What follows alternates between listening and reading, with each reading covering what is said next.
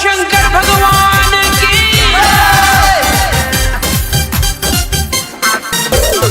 माँ Gayatri recording studio DJ हरिओम बन के कबरिया आइलो दुवरिया छड़ा छितोरा बीचे बाबा गाजा पी के सुन छा बन के कबरिया आइलो दुवरिया छड़ा छितोरा बीचे बाबा गाजा पी के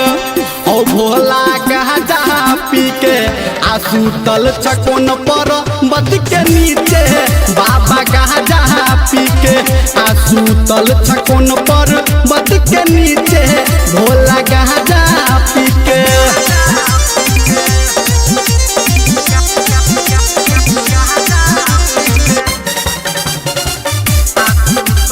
डीजे हरिओम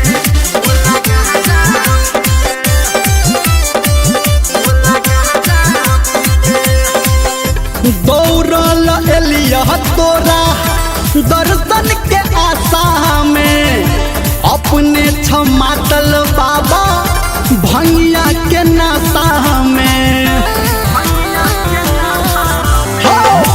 दौड़ल एलिया तोरा दर्शन के आशा में अपने छमातल भोला भंगिया के नशा में हम छी भोला खूब परेशान हो हमरा पे कहिया तू जब हो ध्यान हो हमारा पे बाबा कहिया देव हो तू ध्यान हो ऊपर तकलियो हो नीचा तकलियो हो तोरा तकलियो हो पीछे बाबा गाजा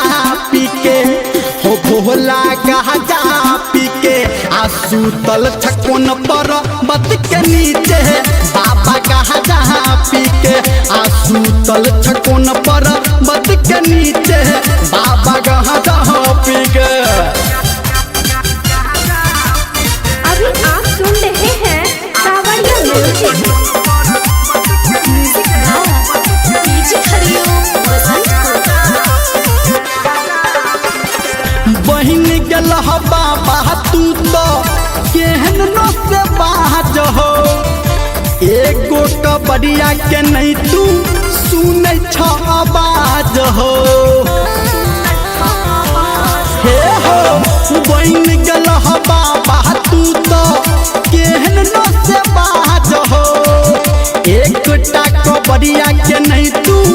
सुनै छ आवाज हो गाजा तो बढ़िया तो छै दूध दही रहत हरदम मूड हंसही आ रहत हरदम बाबा मूड हंसही छोरा निरमलिया तनी हिस्सा करो कहत तोरा हो ठीक है बाबा गाजा पी के हो भोला गाजा पी के आसुतल छकोन पर बद के नीचे बाबा गाजा पी के आसुतल छकोन पर बद के नीचे भोला गाजा पी के बाजन हो बाबा।